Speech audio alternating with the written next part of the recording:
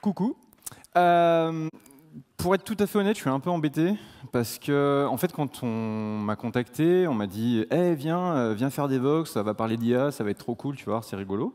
J'ai dit bah oui, pourquoi pas, mais c'est quoi des Vox exactement? Et là, on m'a répondu bah c'est un gros cycle de conférences, tu vas voir, il y a plein de développeurs Java, c'est vraiment très cool, il y a quasiment tous les développeurs Java qui sont là. Alors j'étais content parce que moi, du coup, les petits talks intimistes à 4 personnes dans une petite pièce, moi, ça m'intéressait. Et là, ils m'ont répondu non, en fait, il va y avoir peut-être un petit peu plus de monde que ça. Donc là, évidemment, j'ai rigolé en me retournant et en leur disant qu'on était en 2017 et que c'est impossible de faire du Java aujourd'hui. Et c'est surtout impossible de faire du Java et d'avoir de l'humour. Et en fait, je suis un peu embêté parce que je me rends compte qu'évidemment, vous êtes bien plus nombreux que moi. Alors, du coup, j'ai dû préparer un talk un peu rapide. Parce que mon premier talk, c'était 20 minutes de bonnes vannes sur le Java. Mais j'ai l'impression que vous êtes franchement pas prêts. Donc on va parler d'IA. Parce que l'IA, c'est chouette. L'IA, c'est chouette. L'IA, c'est le futur quand même. Quand on y pense, vous avez vu les progrès qui sont faits dans la vie de tous les jours, tout ce que ça nous apporte. Des trucs incroyables. Les véhicules autonomes. C'est un truc de dingue quand même. Le truc, il est capable de rouler seul, de vous emmener à une destination en toute sécurité, d'analyser ce qui est sur la route, les autres véhicules, les piétons, les cyclistes, tout ça. C'est quand même fou. Quand on y pense, il y a 20 ans, la seule voiture autonome qu'on connaissait, c'est K2000. Et en vrai, on y est là. Enfin, il y a moins de turbofusées et moins de choucroute sur la tête, mais on y est quasiment, quoi. Enfin, c'est quand même fou. Et il n'y a pas que les transports. Quand on prend l'économie, il y a une société lilloise qui a développé un service basé sur le machine learning à destination des commerçants et des marchands. Et le machin, en analysant pas mal de trucs, du genre la météo, les ventes de l'année dernière, les phases de la Lune, le contexte géopolitique, est capable de vous dire bah, écoute, Doudou, ça serait bien que tu recommandes des petits pulls bleus parce que ça va super bien se vendre mercredi en 8. Et c'est quand même incroyable quand on y pense. Mais au-delà des transports, au-delà de l'économie, l'art est impacté par l'IA. Je ne sais pas si vous connaissez ce tableau, et je trouve ce tableau extrêmement intéressant parce que c'est le dernier Rembrandt. À un seul petit détail près, c'est que ce n'est pas Rembrandt qui l'a peint. En fait, on a monté une IA à qui on a fait manger absolument tout ce qu'on savait sur Rembrandt, de la composition des toiles, de la gestion de la lumière, de la forme des visages, jusqu'à la pression du pinceau et le choix des pigments. Et une fois qu'elle était pas mal calée sur son sujet, on lui a tapé sur l'épaule en lui disant « Écoute mon petit poulet, ça serait bien que tu nous fasses un dessin. » Et bam, le truc, il nous a sorti ça. C'est quand même fou, parce qu'en plus, ça pose des questions éthiques incroyables. Est-ce que ce tableau est un Rembrandt ? Est-ce que c'est un original de Rembrandt? Ou alors est-ce que c'est une copie d'un original de Rembrandt que Rembrandt n'a jamais fait? Non mais franchement, c'est assez fou. Et les robots, on en parle des robots? Les trucs comme ça, là, capables de porter des charges lourdes et d'anticiper des obstacles à haute vitesse. C'est pas dingue, ça? Ils sont même capables de faire des robots qui sont capables de calquer l'être humain. Par exemple, le robot développeur Java. À 9h30, il a lancé Maven. Il sait que sa journée est complètement foutue. Du coup, il rentre chez lui, quoi. Non, mais c'est fou. C'est fou ce qu'on arrive à faire. Donc, j'enlève ma vanne sur développeur Java et avoir de l'humour. Merci. Celui-là, il est sorti il y a quelques semaines. Je pense que tout le monde l'a vu. Le truc, il a 2 roulettes. Il est capable de passer partout. Et il est surtout meilleur au skate que vous et moi. Enfin, c'est quand même... Non, mais franchement, c'est pas fou. Après, c'est vrai que nous, on reste des êtres humains. Hein. Donc, quand on commence à bricoler des machins et qu'on se rend compte qu'en fait, ils sont vraiment plus forts que nous, on a tendance à essayer de leur rappeler que bah, la vie, c'est pas facile. Et pour faire ça, on leur met des gros taquets dans le nez. Ouais, la vie, c'est moche. Mais en même temps, torturer les robots, hein, qu'est-ce qui pourrait se passer de mal? Absolument rien. Bref. Mais du coup... En effet, il y a des progrès dans absolument tous les domaines et l'IA est en train de changer absolument nos vies. Donc la question que tout le monde se pose, c'est qu'en est-il de l'IA dans les jeux vidéo? Alors déjà, je vous remercie d'avoir posé la question parce que ça m'arrange. En fait, nous, c'est pareil. En fait. Ça fait 20 ans qu'on fait des progrès incroyables au niveau jeux vidéo et au niveau IA. On est un peu au top of the pop du game, là. On est genre Excelsior. On a fait des progrès complètement fous et tout se passe très bien. Non, mais là, non. Alors... Non, mais là, c'est juste un mauvais exemple. C'est pas... Ouais, non, ok. Non, mais si on prend un truc un peu plus récent, avec un boss, avec un peu de contexte, là ça claque quand même. On se rend bien compte que l'ennemi fait des choix vraiment pertinents. Ouais, alors en fait, non, on n'a pas fait trop de progrès que ça ces 20 dernières années. Et ça amène un peu la question à savoir de pourquoi l'IA dans les jeux vidéo est toujours aussi débile. Exactement. C'est qu'en fait, la plupart du temps, les développeurs ont une bonne vanne, à savoir que quand ils ont fait un bug, ils se retournent avec leur sourire niais en disant « c'est pas un bug, c'est une feature ». Bon, généralement, ils se font virer 2 jours après, mais je crois que le contexte de l'IA et du jeu vidéo, c'est la seule fois où c'est vrai. C'est pas des bugs hein, que vous venez de voir. C'est juste que ça a été designé comme ça et ça a été la volonté que l'IA fasse ça. Alors évidemment, oui, on se retrouve avec des bugs de comportement et des trucs comme ça, mais c'est parce que le jeu vidéo, ça doit être le seul domaine de l'informatique qui traite de l'IA, qui souhaite absolument ne pas avoir une IA parfaite. Et c'est plutôt intéressant parce qu'on cherche tout, sauf avoir une IA parfaite. Alors je comprends bien, hein, quand on construit des véhicules autonomes, des fois il y a des questions importantes auxquelles il faut répondre. Par exemple, est-ce qu'il vaut mieux écraser la grand-mère, le couple dynamique, le petit chien, ou laisser mourir le chauffeur, ou tout le monde en même temps, la révolution des machines. Mais c'est important de se poser ces questions-là, parce qu'il y a des vies qui sont en jeu. En jeu vidéo, on n'a pas le même contexte et les mêmes priorités. Et typiquement, si on ne cherche pas à avoir une IA parfaite, c'est tout simplement pour ça. Parce qu'une IA parfaite, c'est chiant comme la pluie, quoi.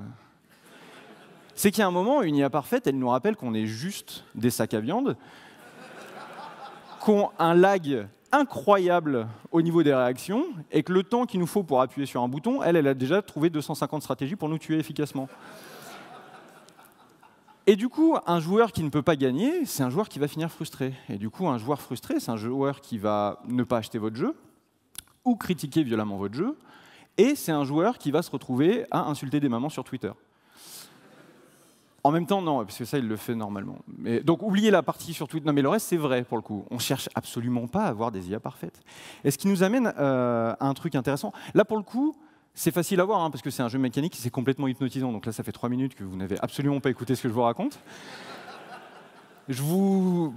Pour rien vous cacher, quand j'ai répété un peu Stalk, j'ai passé 3 heures à regarder ce gif. Mais quand on ramène ça aux jeux vidéo, ça donne un truc comme ça. Alors attention, ça va très vite, mais en gros, l'histoire, c'est il y a un bot sur une échelle, on le rate, backflip, headshot. Voilà.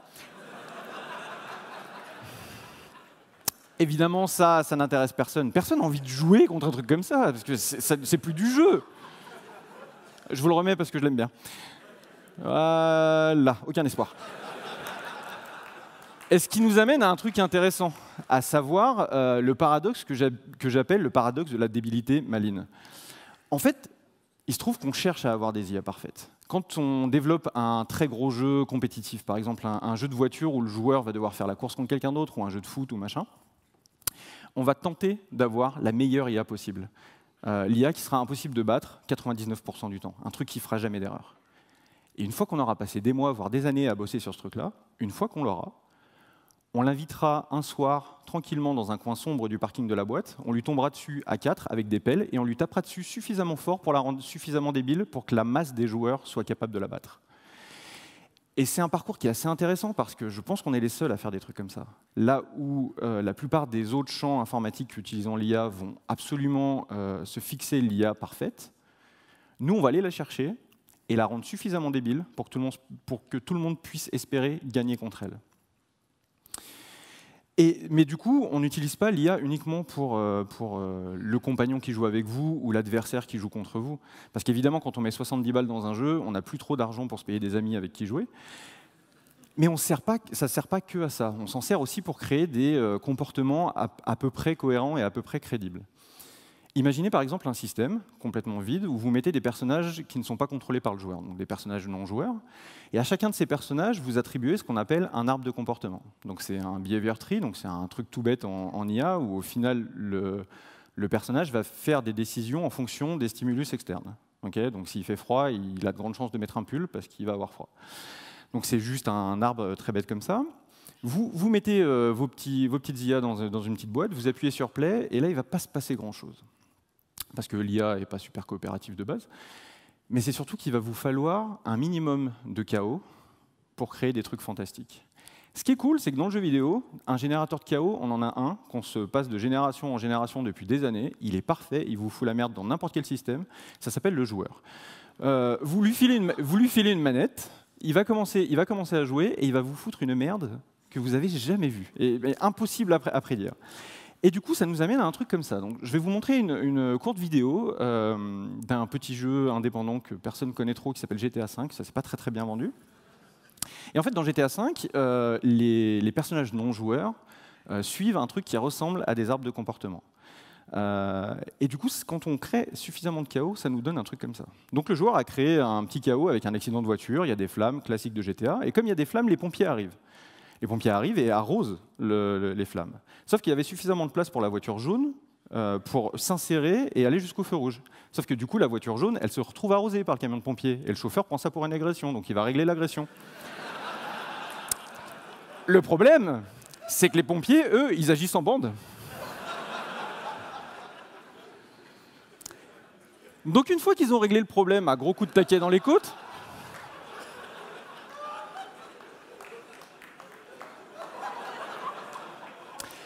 une fois que le problème a été réglé, ils laissent le petit bonhomme et tout le monde reprend son petit extincteur pour aller éteindre le feu.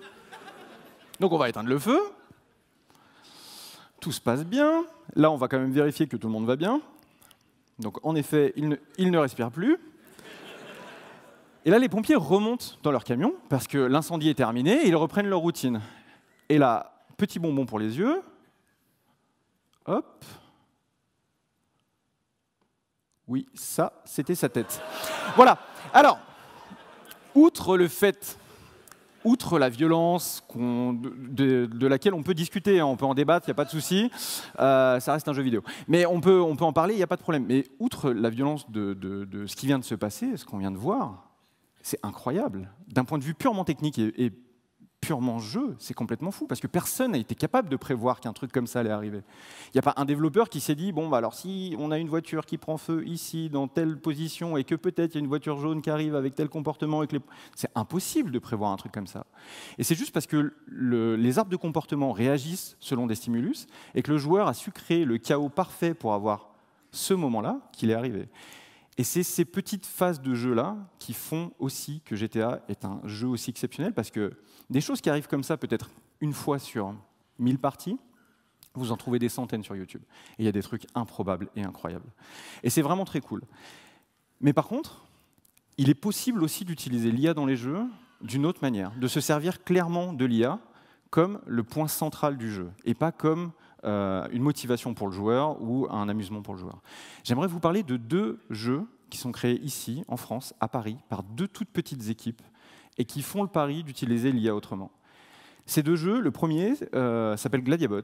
Le pitch de Gladiabots, c'est extrêmement simple. Vous êtes à la tête d'une armée de robots tueurs et le but, c'est de programmer leur comportement pour qu'ils aillent défoncer les autres robots des autres joueurs. Okay ? Donc, en fait, Gladiabots, c'est vraiment intéressant parce que le joueur va pouvoir programmer les comportements directement avec des petites briques qui va linker les unes avec les autres, et chaque unité va avoir un comportement, une IA, que le joueur aura défini. Et ça a la beauté de démystifier complètement l'intelligence artificielle, en tout cas le process de création d'intelligence artificielle, parce que dans l'inconscient collectif, l'intelligence artificielle, c'est un domaine ultra pointu, ce qui est vrai, c'est des algorithmes ultra complexes, ce qui est aussi vrai, et c'est des mathématiques que personne ne peut comprendre parce qu'on a arrêté les maths en CM2. Et avec un jeu comme Gladiabots, on peut faire de l'IA sans s'en rendre compte. Et le reward est incroyablement efficace parce qu'il suffit de linker tous ces petits trucs, d'appuyer sur play et on va voir des trucs qui se passent. C'est accessible et disponible sur PC, Mac, Linux et Android. C'est encore en early access, ça veut dire que c'est en développement, mais ça coûte pas très cher. Franchement, c'est du porn pour les programmeurs, vraiment. C'est incroyable. Et pour les non-programmeurs, c'est un délice parce que le feedback est vraiment immédiat. Le deuxième jeu dont j'aimerais vous parler s'appelle Evendero. Le pitch d'Evendero est tout aussi simple. C'est un jeu narratif. Vous vous retrouvez dans une station spatiale.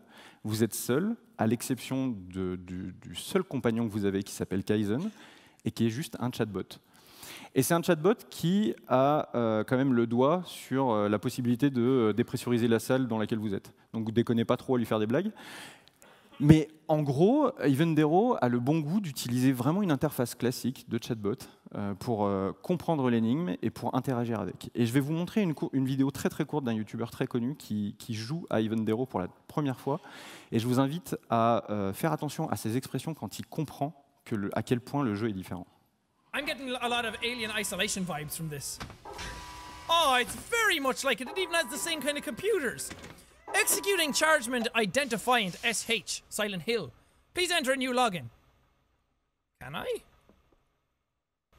Bon, et comme on n'est pas tous égaux face à l'utilisation d'un clavier, je me suis juste permis d'accélérer un tout petit peu cette séquence. What the terminal is.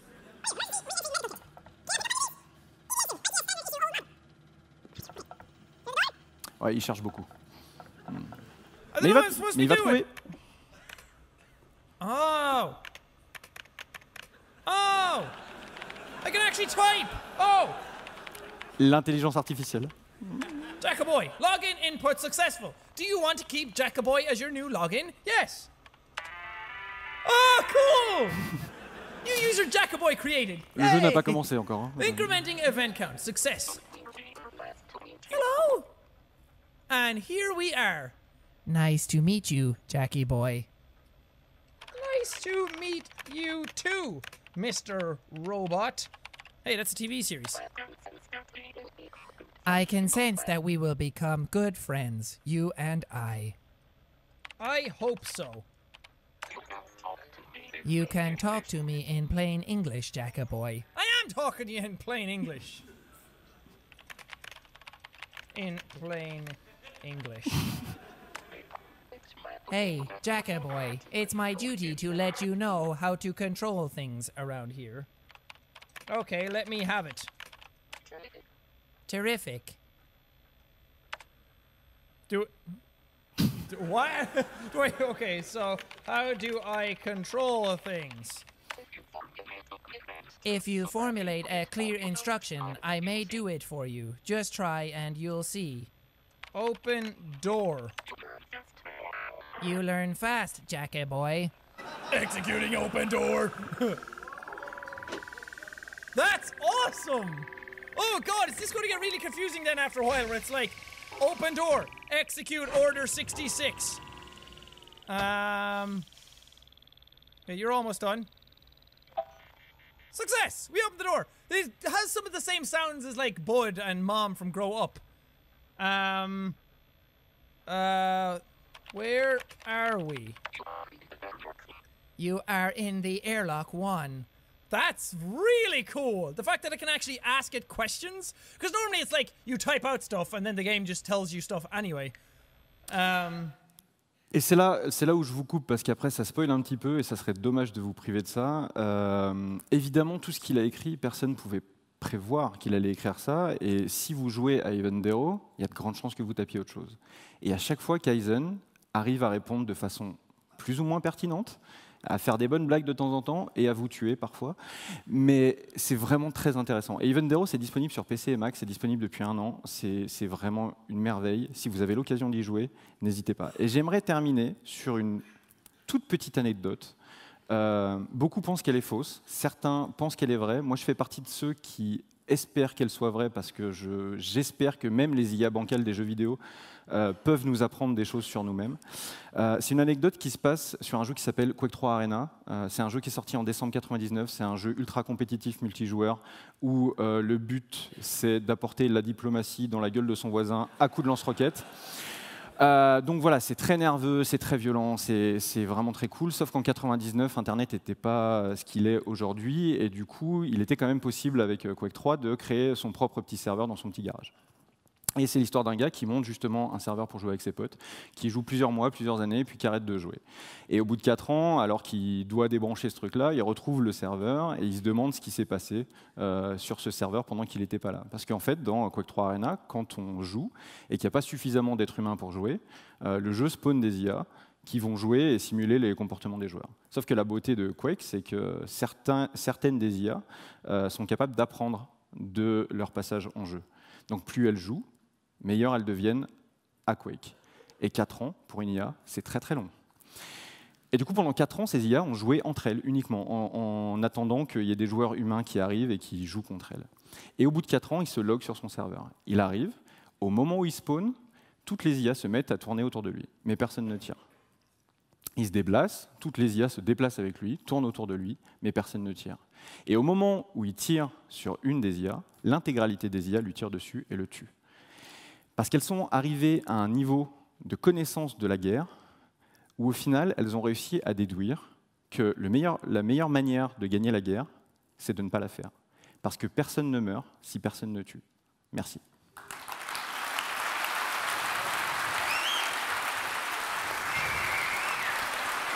Hop là.